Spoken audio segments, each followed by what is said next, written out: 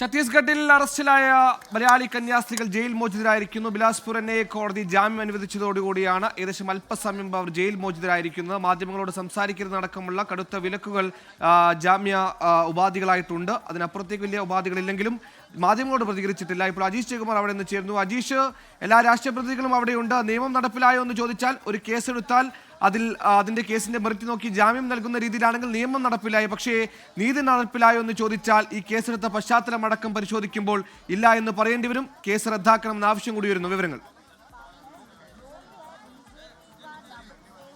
ഉറപ്പായിട്ടും സുഹൈൽ, അടുത്ത പോരാട്ടം അവരുടേത് അങ്ങനെ തന്നെയായിരിക്കും. ഇപ്പോൾ ചാണ്ടി ഉമ്മൻ MLA നമ്മളോടൊപ്പം ഉണ്ട്. ഇനി നമ്മുടെ അടുത്ത നടപടി എന്തായിരിക്കും? ജാമ്യം മാത്രമേ നമുക്ക് കേസ് റദ്ദാക്കാം.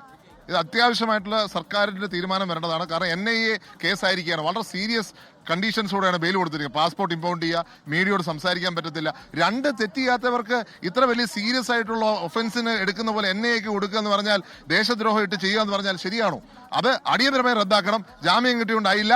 ഇവിടുത്തെ നീതി നടപ്പിലാക്കണമെങ്കിൽ സിസ്റ്റർമാർക്കെതിരെയുള്ള കേസ് റദ്ദാക്കിയേ പറ്റത്തുള്ളൂ. അതാണ് നമ്മുടെ ആവശ്യം. അതല്ലാതെ കാരെ കയറ്റി കൊണ്ടുപോയിട്ട് കാര്യമില്ല.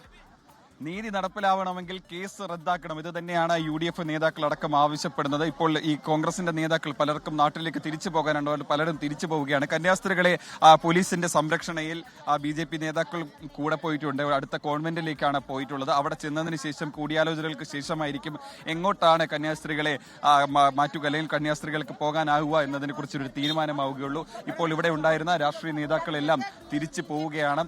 പ്രധാനപ്പെട്ട നേതാക്കൾ, അതായത് എല്ലാ രാഷ്ട്രീയ പാർട്ടിയിലെ പ്രതിനിധികളും ഇവിടെ തന്നെ ഉണ്ടായിരുന്നു കന്യാസ്ത്രീകളെ സ്വീകരിക്കാൻ. അത് അപ്രതീക്ഷിതമായിരുന്നു എന്ന് വേണമെങ്കിൽ പറയാം. കാരണം NIA കോടതിയുടെ ഉത്തരവ് കിട്ടിയെങ്കിലും ആദ്യം എക്സിക്യൂഷൻ ഓർഡർ അടക്കം നേരിട്ട് കൊണ്ട് ബൈ ഹാൻഡ് ഈ ദുർഗ് സെൻട്രൽ ജയിലിൽ എത്തിച്ചാൽ മാത്രമേ മോചനം സാധ്യമാവുകയുള്ളൂ എന്നായിരുന്നു ആദ്യം ഇവരൊക്കെ തന്നെ പറഞ്ഞിരുന്നത്. പക്ഷേ എല്ലാം ഒരു നാടകീയമായിട്ടുള്ള ഒരു സംഭവത്തിലൂടെയാണ് നടന്നതെന്ന് വേണം പറയാൻ. കാരണം ഏതാണ്ട് 3:30 BJP സംസ്ഥാന അധ്യക്ഷൻ ഇങ്ങോട്ടേക്ക് എത്തുന്നു. സംസ്ഥാന അധ്യക്ഷൻ എത്തിയത് ഇവിടെ തൊട്ടടുത്ത കന്യാസ്ത്രീ മഠത്തിലെ മദർ സുപ്പീരിയറിനെയും കൂട്ടിയിട്ടായിരുന്നു. കൂടാതെ ചില കന്യാസ്ത്രീകളും ഒപ്പം ഉണ്ടായിരുന്നു. അവരിവിടെ എത്തി കന്യാസ്ത്രീകളെ കാണാൻ എന്നാണ് ആദ്യം പറഞ്ഞിരുന്നത്. പക്ഷേ അവർ കവാടത്തിന് മുന്നിൽ നിൽക്കുകയായിരുന്നു. ജയിൽ സൂപ്രണ്ട് അടക്കം ഉണ്ടായിരുന്നു. വ്യക്തതയ്ക്ക് വേണ്ടി ചോദിക്കട്ടെ, ഇന്നലെ ഈ കേസ് NIA കോടതി പരിശോധിച്ചപ്പോൾ പോലീസിന്റെ വക്കിൽ നിന്ന് കേസേറി അടക്കം വാങ്ങിയിരുന്നു. ഇപ്പോൾ ഈ കേസിൽ NIA കോടതി ജാമ്യം നൽകുമ്പോൾ ഇനി അങ്ങോട്ട് ഈ കേസിന്റെ അന്വേഷണം ആർക്കാണ്? ഇതിന്റെ പെർവ്യൂ അത് NIAയുടെ പരിധിയിലേക്ക് വരികയാണോ ഈ കേസ്?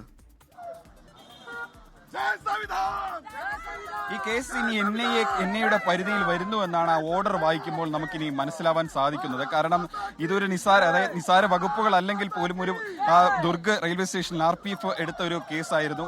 അതിനുശേഷം മജിസ്ട്രേറ്റ് കോടതി തള്ളുന്നു. ഗുരുതര വകുപ്പുകൾ ഉള്ളത് കൊണ്ട് സെഷൻസ് കോടതിയിൽ എത്തുന്നു. സെഷൻസ് കോടതി പരിഗണിക്കുമെന്ന് പ്രതീക്ഷിച്ചിരുന്നു. അന്നുള്ള ഉറപ്പുകൾ കിട്ടിയിരുന്നു. പക്ഷേ സെഷൻസ് കോടതി ഈ കേസിന്റെ മെറിറ്റിലേക്ക് പോലും കടന്നില്ല.